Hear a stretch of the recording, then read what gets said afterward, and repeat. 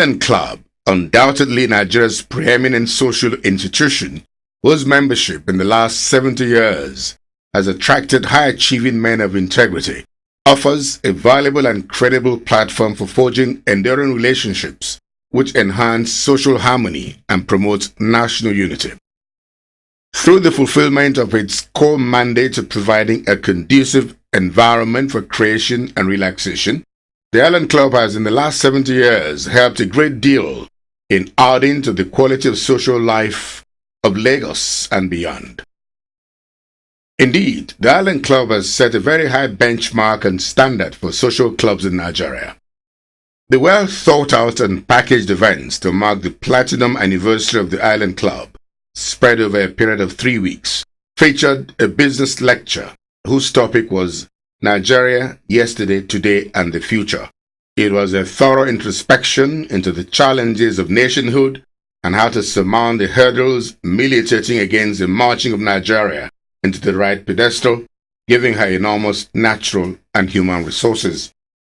The former governor of Lagos State and national leader of the All Nigeria Progressive Congress, APC, Asiwaju Bola Tinubu, who was originally slated to be the guest speaker, was represented by the governor of Oyo State, Senator Abiola Ajimobi. While welcoming the guest to the Independence Lecture, the chairman of the club, Prince Ademola Dada, paid glowing tribute to all those who had the singular privilege of charting the right course of the Island Club in the last 70 years. Among them was lawyer, aristocrat, and very influential person, Sir Lakija, who served as the chairman of Island Club for 8 years. Prince Ademola Dada also looked at the contributions of Island Club to Nigeria's independence struggle and our march to democracy.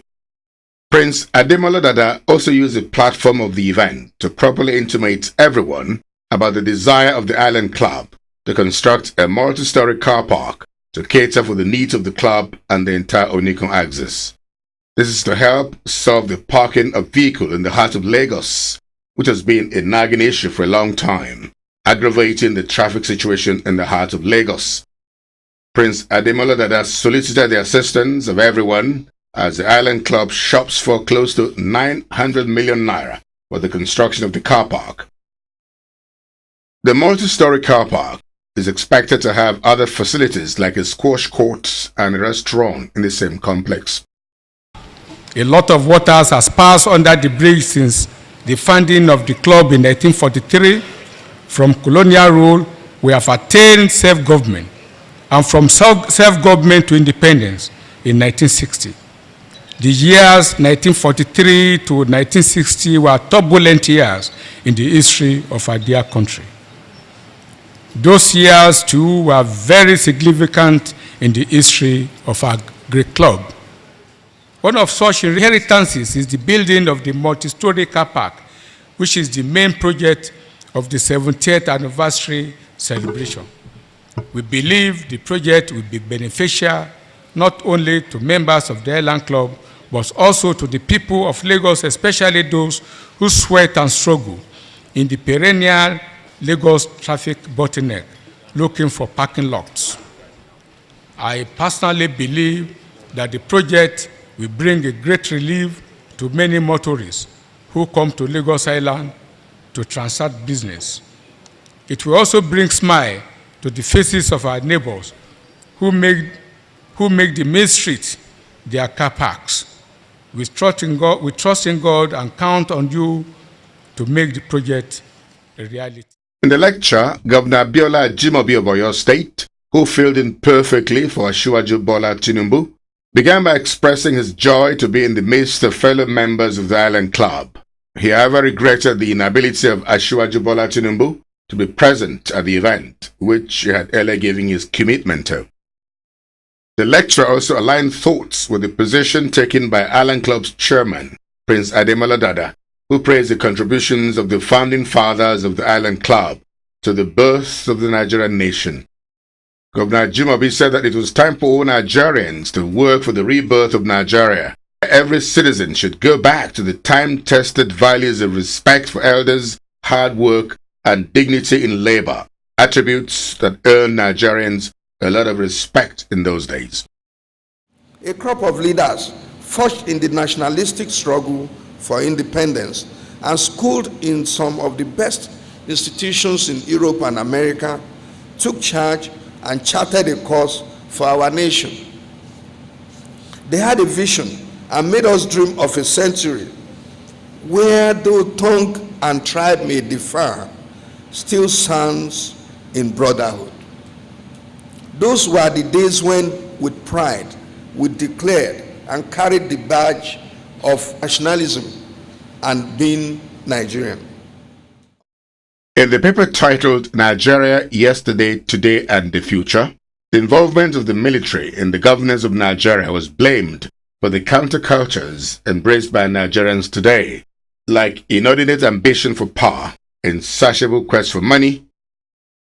This anomalous situation, encouraged by military dictatorship blamed on civilian misrule, had led Nigeria into a situation where today Nigeria stands at the lowest rung of the ladder in the United Nations Human Development Index in sub-Saharan Africa. The greatest threat to security today is the Boko Haram upsurge, which has held the north by the jugular for years. Kidnapping, armed robbery, and other vices have held down development in the south of Nigeria. The government says it has everything under control. If this is control, I dread to see how lack of control looks. In Boko Haram, the nation faces its greatest security threat since the Civil War. Much of the North lives in fear of this extremist group or of the indiscriminate force used by this government in its ham-handed attempt to muscle the group. If positive political action had been taken earlier, we would not have reached this unfortunate point where every policy option is fraught with risk. Kidnapping and armed robbery scared the Southeast because we have become a society that exalts wealth no matter wrongfully gotten. Violent crime and stealing lie just below the surface in all parts of the country, ready to break forth at the slightest chance.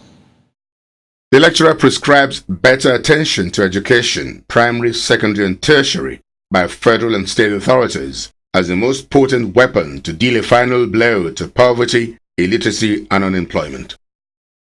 We must rededicate ourselves to quality primary and secondary education so that all pupils have basic language, writing, and math literacy skills. At the tertiary level, we must begin to educate students to equip them with the skills and for the jobs that this economy will produce in the next 5 to 10 years. This will require a new emphasis on technical education. Government must reach out to the private sector to better coordinate education and job opportunity. Otherwise, to educate our youth for jobs that do not exist is to miseducate and mislead them.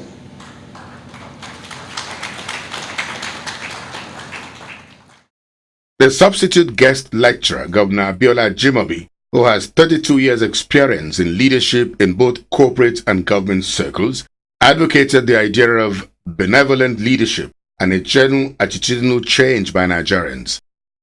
The lecturer made a strong push for true federalism, which he explained will lead to healthy competition among the federating states, and this will be to the advantage of the masses of Nigerians. Nigerians want democratic governance, economic development, broad prosperity, justice, equality, moral purpose, and human dignity.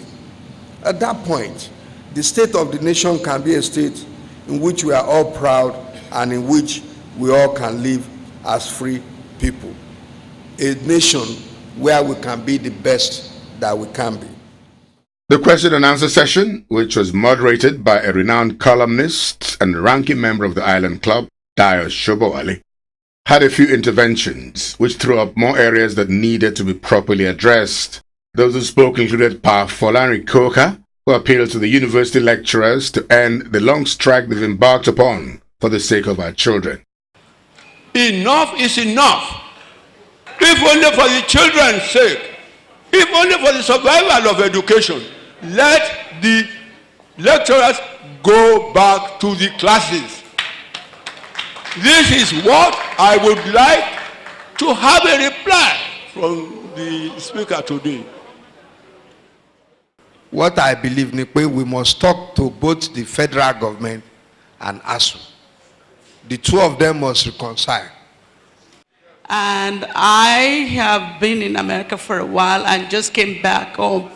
What is the government and our leaders doing in integrating our children abroad back into the system?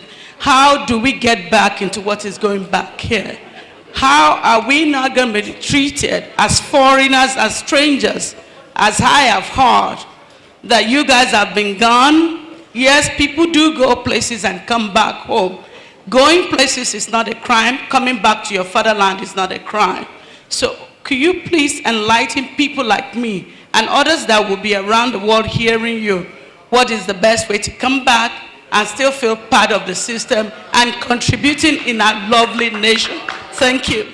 Let them come here and adopt and accept. So I want people there to adjust. That is the name of the game, adjustment. Learn to adjust.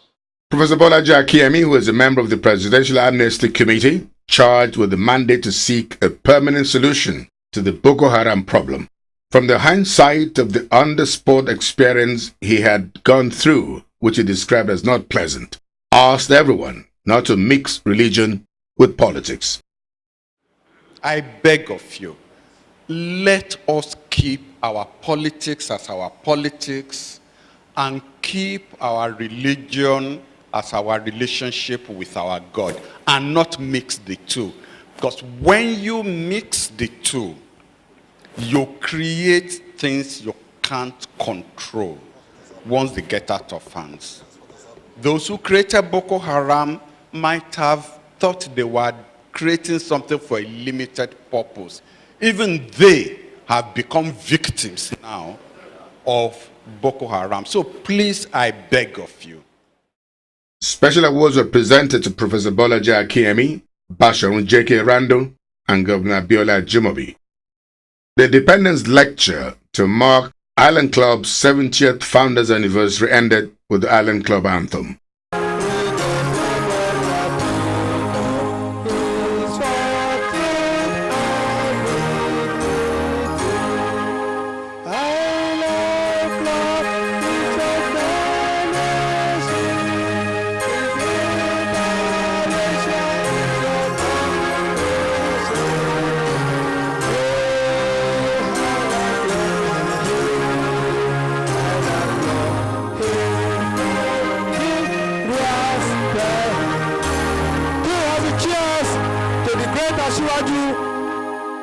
The governor of Oyo State, Professor Bolaji Akinyemi, help Ebe!